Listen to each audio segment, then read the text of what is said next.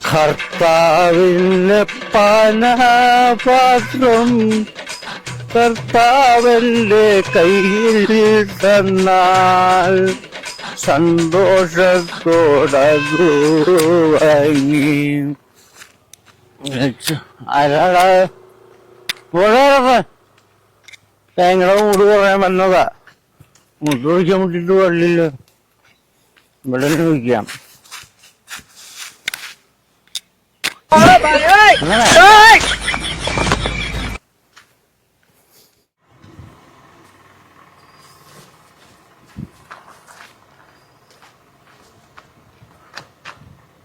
കുരിശ് കൂടി വന്നല്ലോ.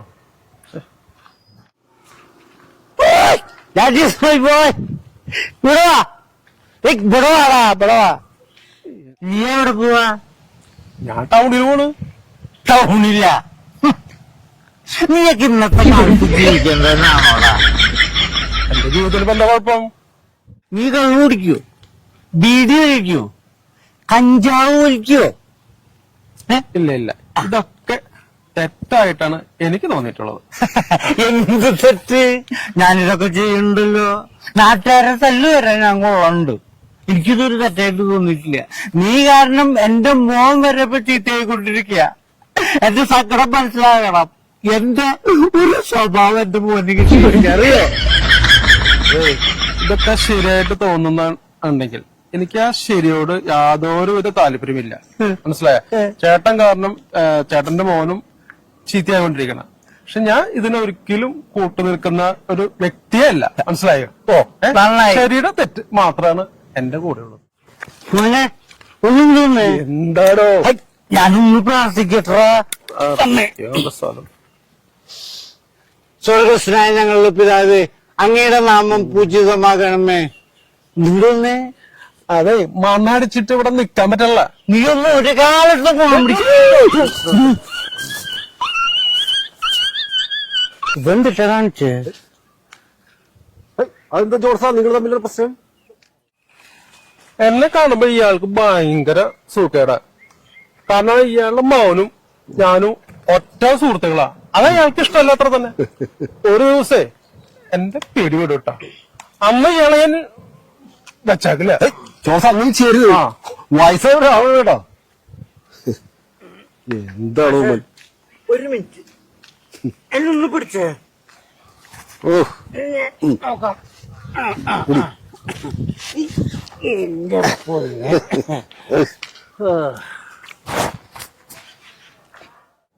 മാഷ് പ്രതികരിക്കണം. എന്തിന്? അതെ, ഈ റോഡിന്റെ അവസ്ഥ മാഷൊന്നും നോക്കി. നമ്മളോരോ മെമ്പർമാരെ ഇവിടെ ഞങ്ങള് വിജയിപ്പിച്ചു വിടും. പക്ഷെ ജയിച്ചു കഴിഞ്ഞാൽ ഒരു ഭാഗത്തേക്ക് തിരിഞ്ഞു നോക്കണല്ലേ. ഈ റോഡിന്റെ അവസ്ഥ കണ്ട മാഷ്? ഇതിലൊരു വണ്ടിക്ക് പോവാൻ പറ്റുമോ? പിന്നെ ഇതൊക്കെ പോട്ടെ, ഈ കുര്യപ്പന് കുടിച്ചിട്ട് മര്യാദക്ക് ഈ റോഡിൽ കൂടെ നടക്കാൻ പറ്റുന്നുണ്ട്. മാഷ് ഉത്തരം പറയണം. എന്റെ കുര്യപ്പ, ഇപ്പോഴത്തെ നിന്റെ അവസ്ഥയില് ഈ റോഡ് എത്ര നന്നായാലും നിനക്ക് നടക്കാൻ പറ്റുന്ന എനിക്ക് തോന്നുന്നുണ്ട്. പിന്നെ ജയിപ്പിച്ചോട്ട കാര്യം പറയണ്ട. താങ്കൾ ഈ പ്രാവശ്യ ഇലക്ഷനില് മത്സരിച്ച സ്ഥാനാർത്ഥികളിൽ നിന്ന് എത്ര രൂപ മദ്യം വാങ്ങിച്ചു? 2 രൂപ വാങ്ങിച്ചോളൂ. 4 രൂപ തരാറുണ്ട്, പക്ഷെ ഇപ്രാവശ്യം 2 രൂപ തന്നുള്ളൂ. എന്റെ കുര്യപ്പ, ഒരു മെമ്പർക്ക് ഒരു വാർഡില് മിനിമം ചെലവാക്കേണ്ട പൈസ എത്രയാണെന്ന് നിനക്കറിയാമോ? 10,000 15,000. ഇപ്പൊ അതിന് 10 ലക്ഷം 15 ലക്ഷം തൊട്ട് 25 ലക്ഷം വരെ ചെലവാക്കുന്നുണ്ടെന്നാണ് കേൾക്കണത്. മനസ്സിലായോ നിനക്ക്? അതാണ് ഇവിടുത്തെ അവസ്ഥ. വാർഡിലെ ജനങ്ങളെ സ്നേഹിക്കാനും സഹായിക്കാനുള്ള മനസ്സ് അവന്റെ രക്തത്തിൽ ഉണ്ടാവണം. മനസ്സിലായോ? അത് ശരി. അല്ല മാഷേ, അങ്ങനെ മനസ്സുള്ള ഒരാള് നമ്മുടെ ഈ നാട്ടിലുണ്ടാവോ? കുര്യപ്പൻ ചേട്ടാ, ഒരു മെമ്പർ ജയിച്ചു വന്നാല് അയാൾ മനസ്സിലാക്കേണ്ടത് താനല്ല വലുത്, തന്നെ ജയിപ്പിച്ചിട്ട് ജനങ്ങളാണ് വലുത് എന്നുള്ള ചിന്ത അയാൾക്കുണ്ടാവണം. പിന്നെ ഇത്രയും പൈസ ചെലവാക്കി അവന്റെ പൈസ തിരിച്ചു പിടിക്കണ്ടേ? എന്നിട്ടാണ് കുര്യപ്പൻ ചേട്ടാ നിങ്ങളുടെ റോഡിന്റെ പണി പൂർത്തിയാക്കലാണ് ജോലി. അത് ശരി. അപ്പൊ മാഷ് ഇതാണ് പറയണ.